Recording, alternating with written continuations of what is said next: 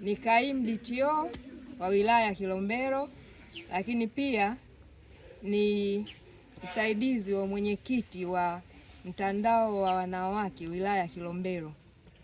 Kwa ile tarehe 6 waliokuja ilikuwa ni wamewakilisha wanawake wote wa mkoa wa Morogoro, walikuja kwa ajili ya kutoa msaada kwa mwenetu, mdogo wetu, mtoto wetu, kumpatia msaada wa kitimwendo na vile vitu ambavyo vilikuwa vimehitajika.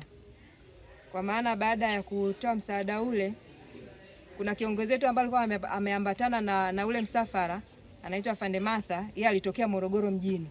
Aliongea na mama, baada ya kuongea na mama akamweleza mahitaji ambayo anahitaji kwa ajili ya binti Zuhaira. Kwa baada ya kuongea naye, mama akasema kwamba binti akipata msaada wa Laki3 ataweza kufanya nini? Kutibiwa. Kwa ile hoja ilichukuliwa kama ilivyo. Kiongozi akaja nayo sehemu ambayo tulikuwa tumejumuika jioni kwa ajili ya iftari, akalitebo mezani. Baada ya hapo ikafanyika harambee ya wanawake wote wa kipolisi waliokuwa ndani ya ukumbi ule. Kwa baada ya kufanyika ile harambee, tukaweza kupata shilingi Laki6,30,000.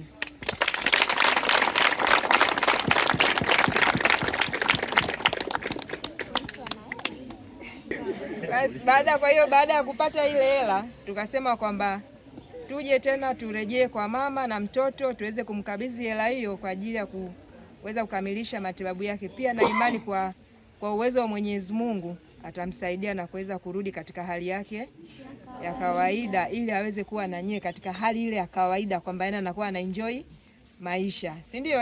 Ndio.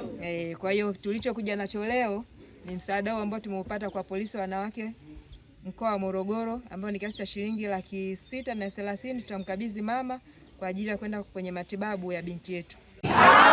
Wamama oye! Wanawake oye! Wanawake wa Morogoro oye! Mimi kama mtoa mada niwashukuru sana wamama ambao mmekusanyika katika ukumbi huu, lakini pia niwashukuru wale waliotoa wazo na kunichagua mimi kwenda kuwa kiongozi kumpelekea kile kiti ambacho tulichanga kwa ajili ya kumsaidia ili aweze kutembea na kutimiza ndoto zake. Lakini pia nimshukuru sana mgeni rasmi, na leo ametufanyia maajabu kwa ajili ya kumpelekea Faudhia hizi pesa. Kwa hiyo niwashukuru sana, tumepata jumla ya shilingi Laki6,26,000 ambazo mmezichanga nyinyi kwa siku ya leo. Mungu awabariki sana. Mimi ni mzazi wa Zuhaira Sharifu Bonanga kutoka Katinjika.